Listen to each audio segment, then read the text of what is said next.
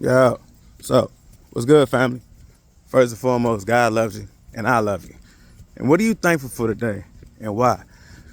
Um, so look, family, I think that it's important to say that you know, as people, we have this we have a confirmation bias, right? Which means that on its own, our brain wants to work to be right.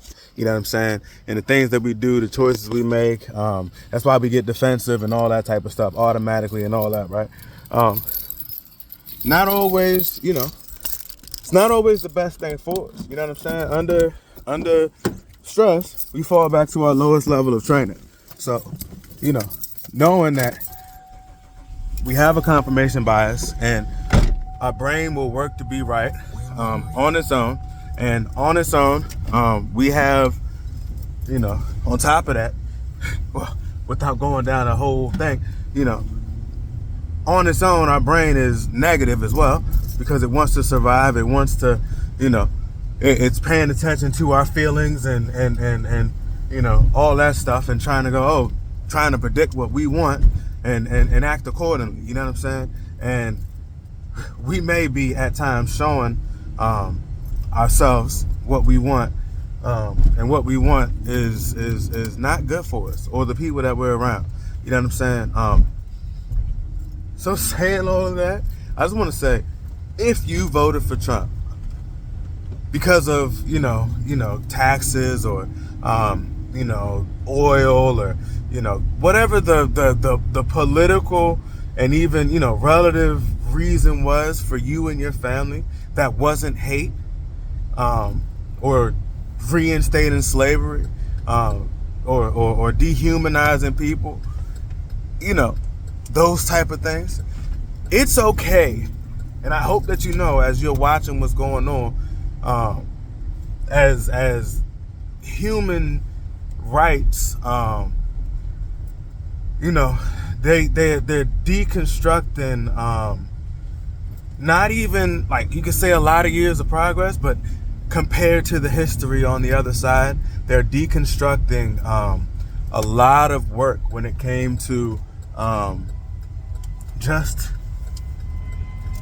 common decency and recognizing a human being as a human being as they stand, with no benefit to anybody else other than the fact that they're on this earth and they breathe air, so they must deserve these things.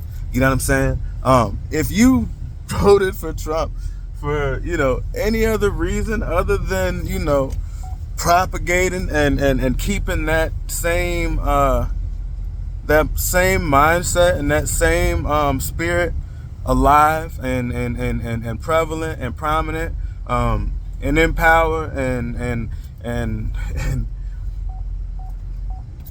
a great predictor of things to come, if you weren't intentionally aiming for that, voting for that, one, you need to know that there's probably a good chance that if you weren't intentionally aiming for it, you probably weren't looking out for the ways and the signs that you were actually participating in and perpetrating it, which doesn't feel good. But if that wasn't your intention, you need to know that there's a part of you that wants to and will want to defend yourself, and agree and act like and glass over and ignore the signs of what's going on right now. The spirit that's existing and being lived out right now and being embodied right now, what's being stirred up, the violence that this can lead to, with like a very good percentage of probability that it will, because it already has, with impunity. You know what I'm saying? Look at January 6th. With impunity, with setting a status quo. This is how we get and make America great again. You know what I'm saying? Like, I wondered, like, what does that mean? Like, how? But when you get up on stage and you say that this is the golden era,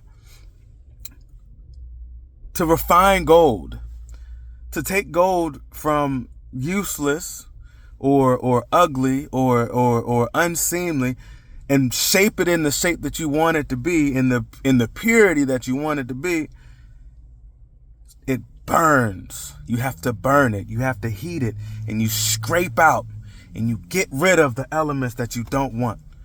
You know what I'm saying? That's what it takes to refine gold. That's hot. It's uncomfortable. It's painful. Things die. Things are removed. And when everything is said and done, you're left with something beautiful. But beauty is in the eye of the beholder. So, what is the goal? Where does it come from? What does it look like? How does it happen? Where does it happen? When does it happen? Who makes it happen? How do you participate in it? Family, all that shit sounds like a bunch of vague questions that there are very specific answers to. In life, in society, in your house, in your heart. You know what I'm saying? All that to say, God loves you, and I love you. And what are you thankful for today? And why? Love y'all.